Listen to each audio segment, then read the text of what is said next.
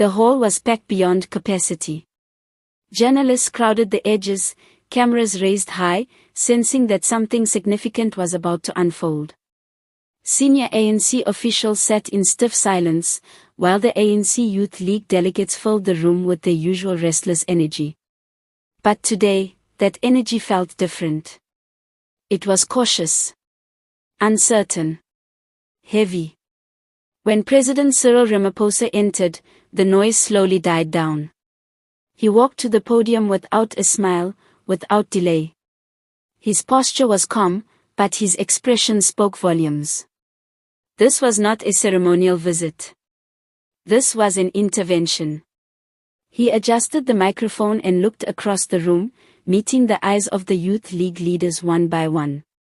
"Comrades," he began, "we are gathered here today not to celebrate, not to campaign, and not to entertain. We are here to reflect, to correct, and to restore discipline."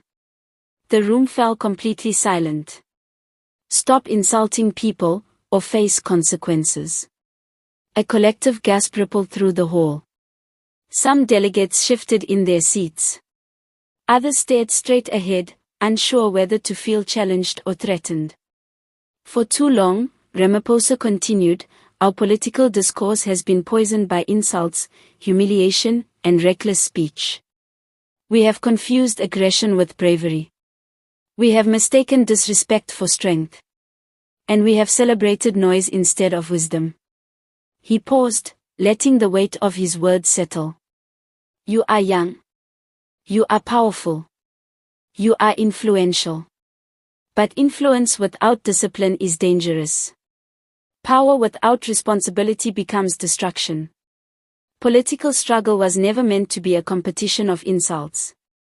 Our movement was built by men and women who spoke with dignity even in the face of oppression. They were jailed, beaten, and silenced, yet they never reduced themselves to personal attacks. They debated ideas. They challenged systems. They protected the dignity of every human being. But today, I see a culture where mocking, threatening, and humiliating others has become entertainment. Where social media is used as a battlefield of insults. Where leaders compete to see who can speak the harshest words instead of who can offer the strongest solutions. Some Youth League members nodded quietly. Others folded their arms in resistance. "Let me be very clear," he said. "This is not about silencing you. This is not about killing your passion. This is about refining your leadership. Discipline does not weaken a movement. It strengthens it. When you insult journalists, you weaken democracy. When you insult elders, you erase history. When you insult fellow leaders, you divide the movement.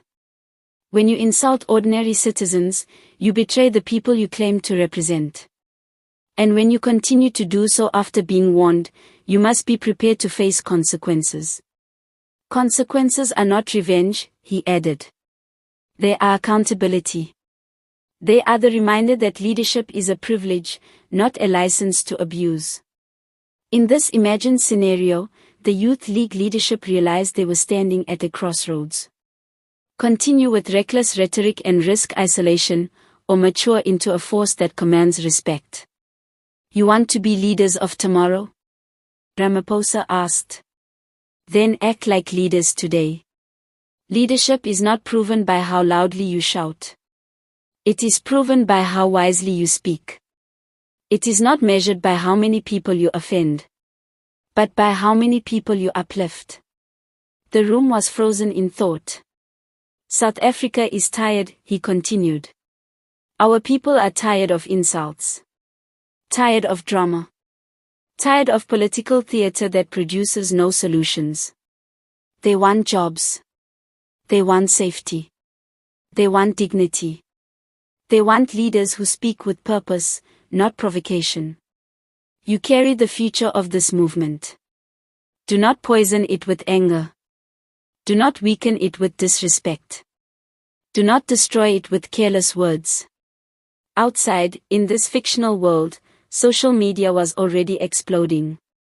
Some praised his courage. Others accused him of trying to control youthful expression. But everyone agreed something had shifted.